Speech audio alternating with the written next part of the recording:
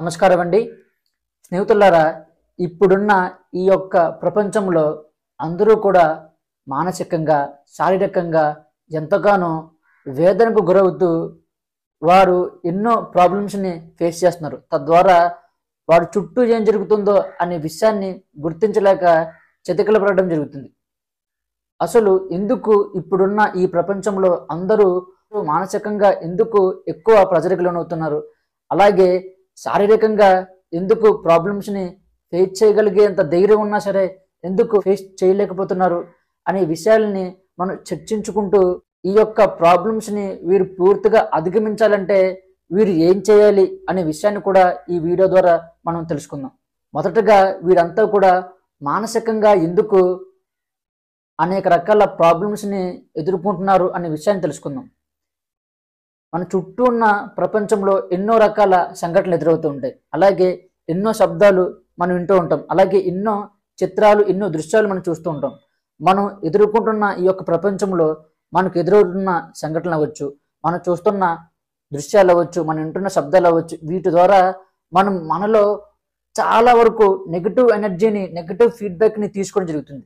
తద్వారా ఏమవుతుందంటే మనం కొన్ని నమ్మకాలని, కొన్ని విధానాలని మనం నమ్మడం జరుగుతుంది.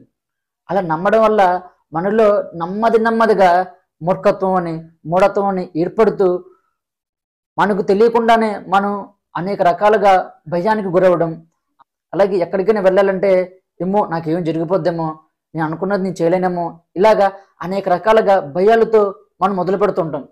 ఆ భయం మరింతగా ముందుకెళ్లే కొలది ఆందోళనగా మారి పూర్తిగా మనం చతికిల పడడం జరుగుతుంది అన్నమాట. అలా చతికిల పడడం వల్ల అనుకోకుండా మన జీవితంలో ఎప్పుడైనా మనం అనుకోలేని సంఘటనలు ఎదురైనప్పుడు పూర్తిగా మనం డిప్రెషన్లోకి వెళ్ళిపోవడం జరుగుతుంది అన్నమాట. తద్వారా మనం ఏ విధంగా జీవిస్తున్నాం, అసలు జీవిస్తున్నామా లేదా అంటూ మనకే తెలియకుండా ఒక రకమైన మోసపూరితమైన జీవితాన్ని జీవిస్తూ పైకి చిరునవ్వు అనే ఒక మాస్క్ను వేసుకుంటూ అందరికీ కనిపిస్తూ తిరుగుతూ ఉంటాం.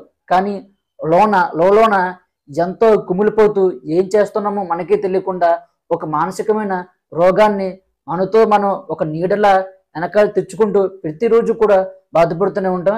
ఎవరికి కూడా ఈ యొక్క బాధని చెప్పుకోలేం. ఈ విధంగా అందరూ కూడా మానసికంగా బాధపడుతుంటారు.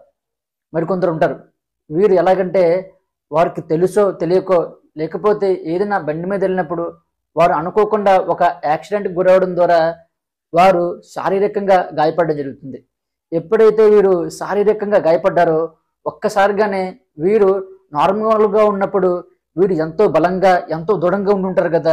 ఎప్పుడైతే ఇలా శారీరకంగా గాయపడ్డారో అప్పుడు వీరి యొక్క పాస్ట్ యొక్క జీవితం ఏ విధంగా ఉందో అనే విషయాన్ని గుర్తెచ్చుకుని నేను అప్పుడు అంత బాగా జీవించాను కదా, ఇప్పుడు ఈ యొక్క గాయం వల్ల, ఈ యొక్క బాధ వల్ల నేను ఇంతకు ముందట్లా ఉండలేకపోతున్నానే అని వీరికి తెలియకుండానే ఒక రకంగా సైకలాజికల్గా ఒక డిప్రెషన్లోకి వెళ్ళడం జరుగుతుంది అన్నమాట. అలా డిప్రెషన్లో వెళ్ళడం వల్ల వీరు శారీరకంగా కూడా తొందరగా కోలుకోలేరు. ఎందుకంటే నేను అంతా కోల్పోయాను, నా జీవితంలో నేను ఎన్నో సాధించాలనుకున్నాను, ఏది కూడా సాధించలేకపోతున్నాను, నాకు అవ్విన ఈ యొక్క గాయం వల్ల అంటూ వీరు పదే వీరికి తెలియకుండా వీరిలో వీరు దుఃఖపడుతూ ఉంటారు.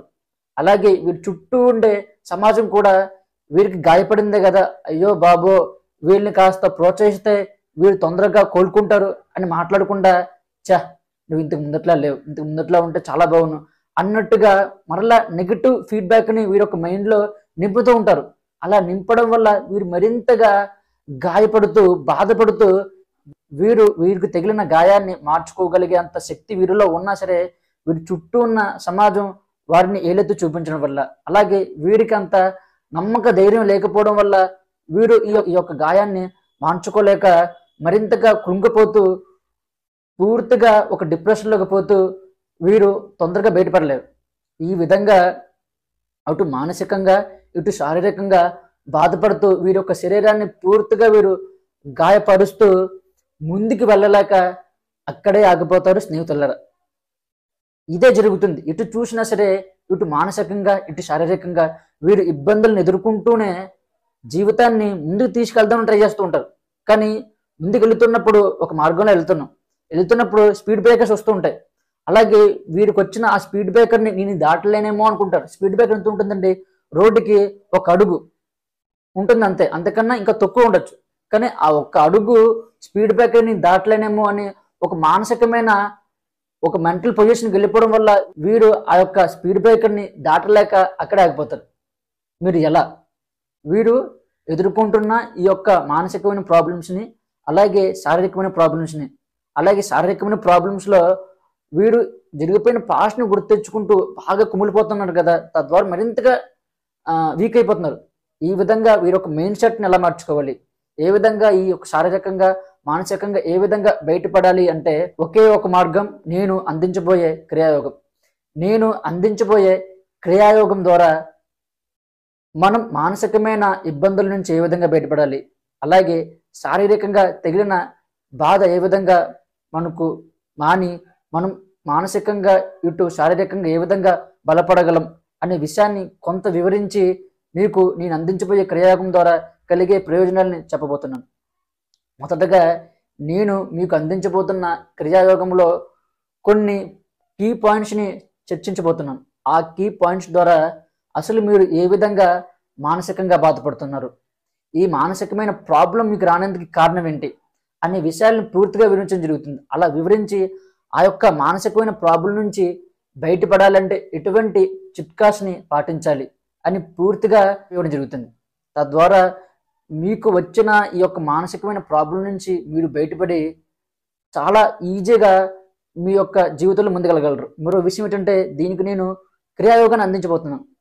నేను అందిస్తున్న క్రియాయోగం ద్వారా మొదటగా మీ యొక్క శరీరం అనేది రిలాక్స్ అవుతుంది. రిలాక్స్ అవి మీకు వస్తున్న అనేక రకాల ఆలోచనల్ని ఒక్కసారిగా స్టాప్ చేస్తుందన్నమాట. అలాగే మీలోకి ఎనర్జీని ఇస్తుంది. మీకు వస్తున్న ఎనర్జీ వల్ల మీలో తిరుగుతున్న అనేక రకాల ఆలోచనలు అనేవి ఆగిపోవడం వల్ల మీరు వెంటనే శక్తివంతంగా తయారవడం జరుగుతుంది అన్నమాట. ఆ విధంగా అందించబోయే మానసికమైన సబ్జెక్ట్ నేను ఇచ్చే క్రియాయోగం ద్వారా మీరు చాలా తొందరగా ఈ యొక్క మానసికమైన ప్రాబ్లమ్స్ నుంచి బయటపడగలరు. అలాగే శారీరకంగా బాధపడిన వాళ్ళు ఉంటారు.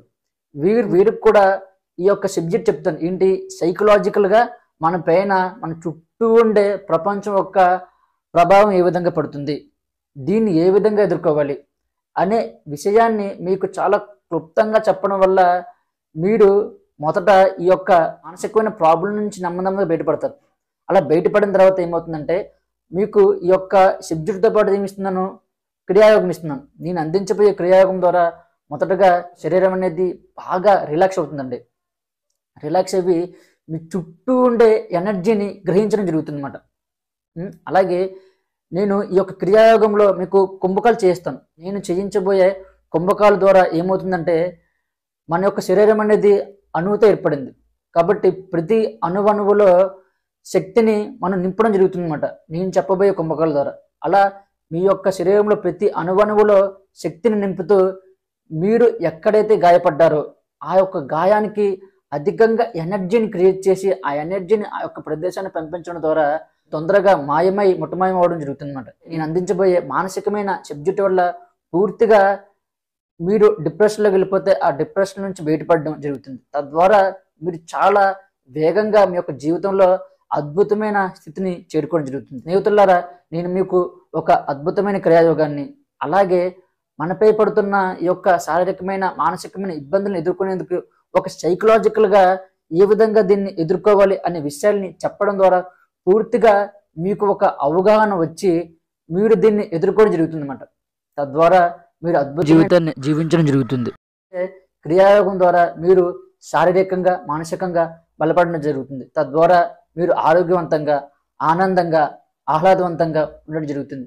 మీరు ఎప్పుడైతే శారీరకంగా మానసికంగా బలపడతారో అప్పుడు మీరు సునాయాసంగా అధికంగా ధనాన్ని సంపాదించగలిగే స్థితిని కూడా చేరుకోగలుగుతారు. మనం శారీరకంగా మానసికంగా బలహీన పడడం వల్లే ధనాన్ని ఎలా సంపాదించాలో అనే విషయం మనకు తెలియకుండా ఉంటుంది. ఎప్పుడైతే మానసికంగా శారీరకంగా మనం దృఢంగా ఉంటామో అప్పుడు మనం తీసుకునే ప్రతి చర్య మన యొక్క ప్రతి ఆలోచన కూడా చాలా బలంగా ఉంటూ ఈ యొక్క విశ్వంలోకి ఒక సూర్యుడి కాంతిలా దూచుకుని పోతూ ఉంటుంది. తద్వారా మనం అనుకుంటున్న విజయాల్ని మనం సాధించగలం. స్నేహితులారా, మీకు ఈ వీడియో నచ్చినట్లయితే లైక్ చేయండి, అలాగే కామెంట్ చేయండి.